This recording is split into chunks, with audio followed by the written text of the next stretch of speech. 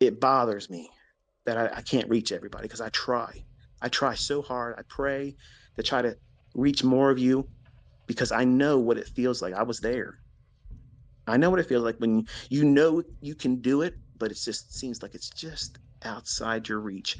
Your fingertips are just almost touching it. You can see it. You can almost grab it. You just got to hold on a little bit more time. Keep doing what you're doing, and it'll happen. Any other time when you're trading your five handles, getting out when you're hitting it and you're content with it, there isn't this invisible barrier out there. But then when you start wanting to do more, where you know if you could be consistent with this just a few times a month, wow, what would that do for your trading? Man, that would really set you apart. Like you'd be top tier. You'd be in this upper echelon of trading. Everybody would look up to you and you'd feel good about yourself. And you would feel like this is really respectable results because you probably aren't really thinking that your five handles consistently every single day is respectable when it is. It absolutely is.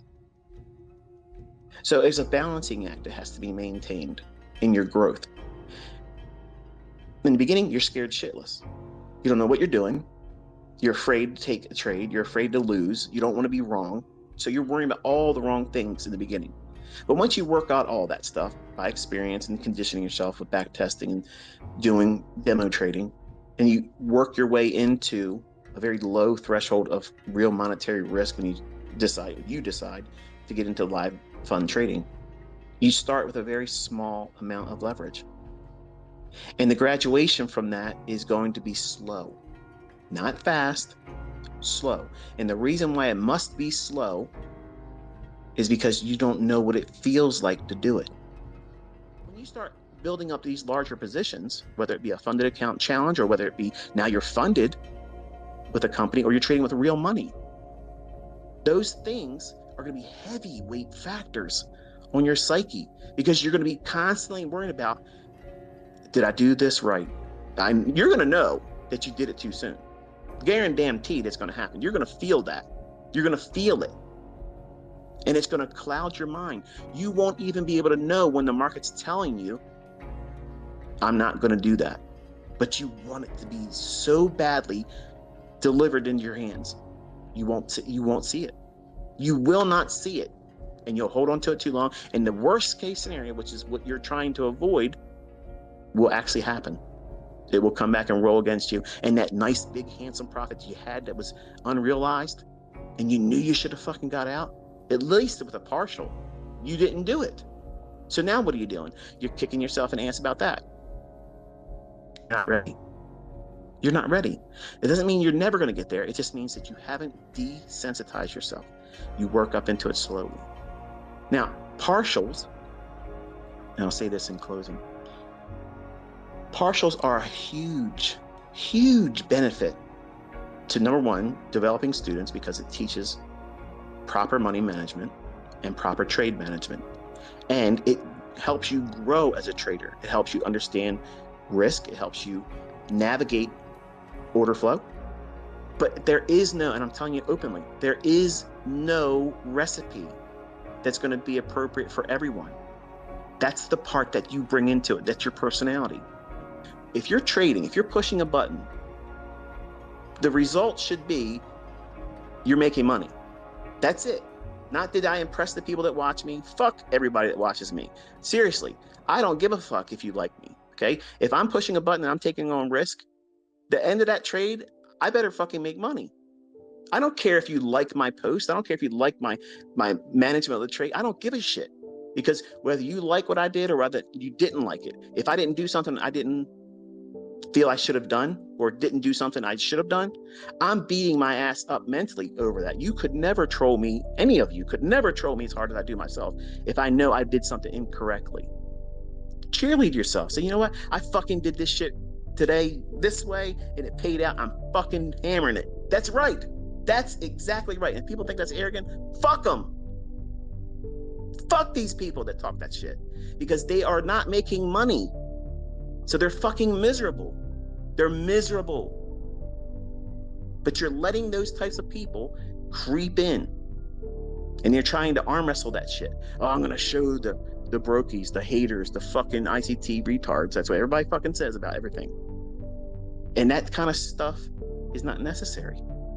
You're increasing the level of difficulty for you to focus on what it is that you're really doing this for, which is make money. I've watched both of you literally get into fabulous fucking trades. Fabulous. And then later on, that wasn't enough. You weren't content with it. You went and did more. Or you had open profits. You had it right there. And you both have said, I just want to get a little bit more. As soon as you fucking say that, as soon as you feel that fucking impulse, I'm telling you, this is what I did to fix me.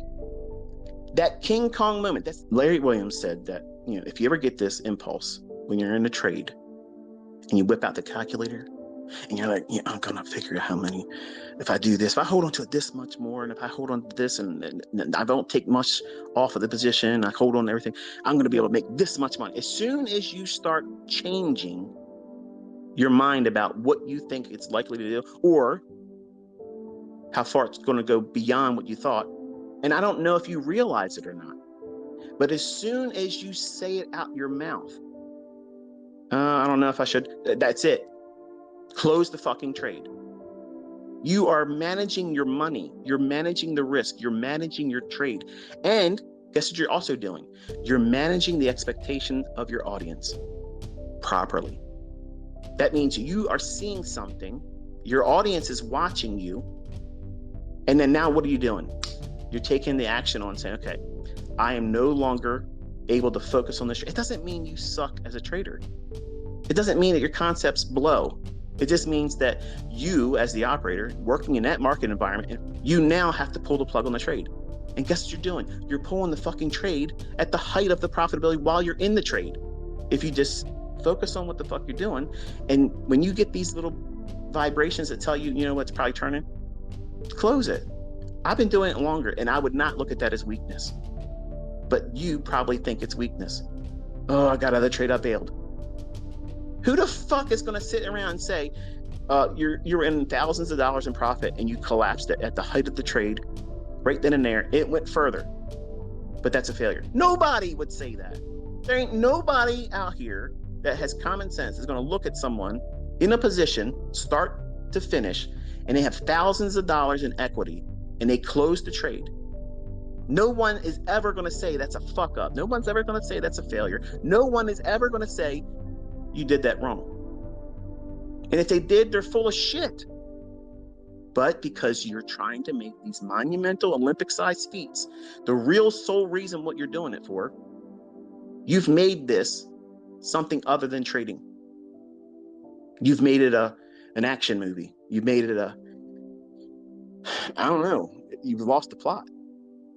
And so many of my students and everybody else out there that teaches, I'm sure you have students too, that have done this shit. They lose the plot. You're in this to make money. You grow from a starting point that's rather modest, and you graduate over time, adding a little bit more and a little bit more. And you may discover that you won't become a 100-handle trader, but you can beat the fucking socks off of 30 and 40 handle runs. And you can find them all week long, up, down, sideways, everywhere. But a 100-handle run might not be your thing. Right when you feel that uncomfortable point, at the height of your trade, that's when you're doing it. You know subconsciously you should be closing that trade. You know it. But what you're really wrestling with is not because you're afraid that it's going to go and run in your favor. You're afraid if it does do that, that the audience is going to say, you fucked up, you didn't get that big run. That's really what's going on. That's what's going on. And you're not wanting to close the trade at the height of the trade's profitability when you're feeling that uncomfortable threshold because you haven't been there enough times yet. You're not desensitized. This is all new territory for you. And it's awesome watching it. It's fucking amazing watching it. I love it. I wish more of you would do it. I would watch the shit. I'm telling you, I would. But when you feel that discomfort, that's growing pains. That's you doing that last repetition to failure. Stop. Don't go anymore. You're not going to get any more muscle growth. Stop right there. Then watch and see what happens. Does it run to your objective where you thought it was going to go, or does it turn back on you? And then measure that with your journal. Just say, hey, this is what I did that day. This is how much I got out. This is exactly the moment where I felt uncomfortable. I closed it here. And then record what you took away from that as a positive reinforcement. And then each time you do that, just like weight training, you'll be able to add another 2-pound plate, 5-pound plate, 10-pound plate, one more repetition, one more set, and you'll go beyond and grow.